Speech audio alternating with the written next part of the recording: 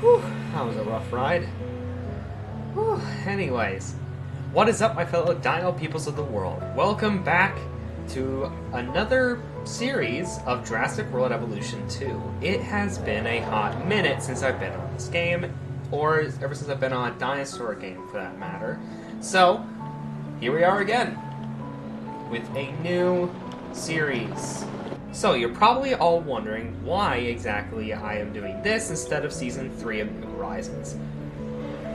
I didn't feel like making Season 3 right now. That's it. That's the only reason.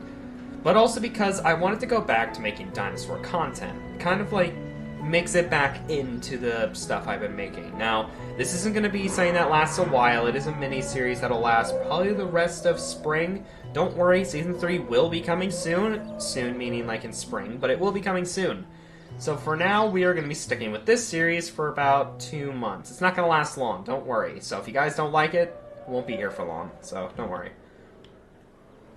And you're probably wondering, where exactly am I right now? Well, this is a facility that was constructed in the United Kingdom that was kind of meant to be an offshore facility for a park that will eventually be developed. Don't worry, this will be shown off in the second episode as well, don't worry. And it's constructed for a company that is called the SDE. Yes, I know, but it doesn't stand for the same as it does in the Space News series. The SDE in this series stands for Space Dinos Established. Yeah, Space Dinos Established. That's essentially all that literally means. I just thought it'd be kind of funny to incorporate that same, company into this series as well, despite the fact that they take place hundreds of years ahead of each other. This is 21st century, 22nd century. That series takes place in, what? 25 something? I forgot the exact time. I forgot the exact time it takes place. This facility is originally constructed by the SDE to essentially test out and see what exactly they are able to do when it comes to creating dinosaurs. So, as you saw in the cinematic, we have a few different species here. We have Corythosaurus, Brachiosaurus, Parasaurolophus, Allosaurus. We also have Archelon. Surprisingly, I've never heard of that species, but apparently it's just a prehistoric turtle. I can show you. It's this thing. I don't know, I just thought they were cute. But I think we also have Plesiosaurus in here, if I remember correctly. Yep, there we go. Plesiosaurus. Technically, these aren't really dinosaurs, these are marine reptiles, but what can you do? But we also have some flying reptiles as well, or I guess pterosaurs. We have Quetzalcoatlus, which you would have seen in what would it have been? Jurassic World Dominion, I believe. And then I think we also have Dimorphodon as well, which was in Jurassic World. I don't know, I just thought it'd be kind of cool to get just a variety of different species that like you don't really see as often, ignoring this enclosure, which has like brachiosaurs and Parasaurolophus. But it just wanted to... Hold on, did I just say one was hungry? Oh, it was the Brachiosaurus. Why are you hungry, man? Are you eating? Please tell me you're eating. Please eat your food. Thanks, buddy. Anyway. Well, just lost my train of thought. Oh, yeah. So essentially, this entire facility, I guess you could say at this point, was constructed not for the public. This was constructed for the SDE, like I said, to kind of experiment, try and figure out what exactly can the company make. This is like before they decide to open up the actual park itself.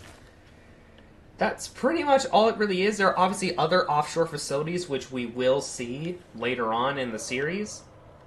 But for now, this is Offshore Facility A, which is the first one they actually built. This, once again, was meant strictly to test out kind of what the concept of making dinosaurs. Like, is it possible? How possible is it? How expensive is it going to be?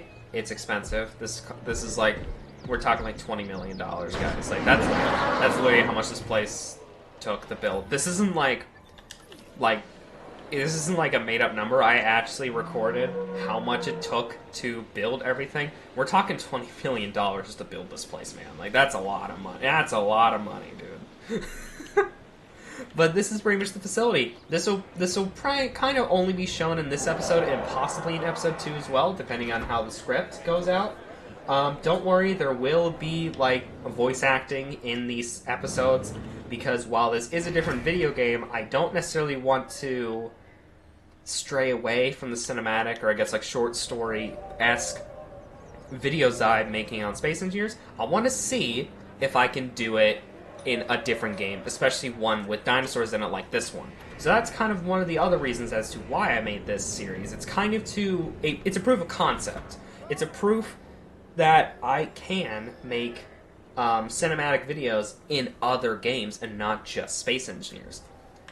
So you'll probably, if this does work out, you will probably see more, not necessarily Jurassic Revolution, but I guess more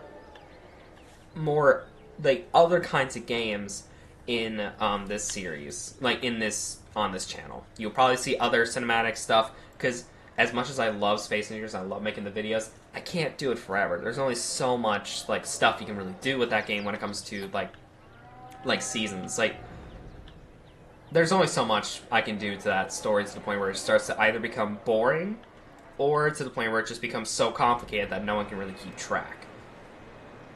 And that's kind of all this is really supposed to be. It's just a proof of concept that I can make cinematic videos in other types of games, or just other games in general. And episode 1 is kind of just a way for me to show off, well, I guess just Park that I made first of all. It's kind of all it's meant to be. But also showing off how cinematic I can make this anyway. I mean, I think there's even a whole thing, like if you go into, what is it, camera? Yeah, capture mode. There's just a way you can make it so it's just cinematic already. I didn't figure out this feature until like 2 minutes before recording. Wish I wouldn't. Yeah, I didn't use this, but like, jeez, how long is it gonna focus on this guy? There we go. Okay, so it does switch. Oh, that's a nice pan. It's a nice looking pan. But anyway, you get the point. You get the point. So that's pretty much all I want to say for this video. So if you guys enjoyed this video and you're excited for episode 2, where the story itself is actually gonna take off, like, comment, subscribe, you know the drill at this point. And this is the Jurassic Genius signing off. See you guys next time.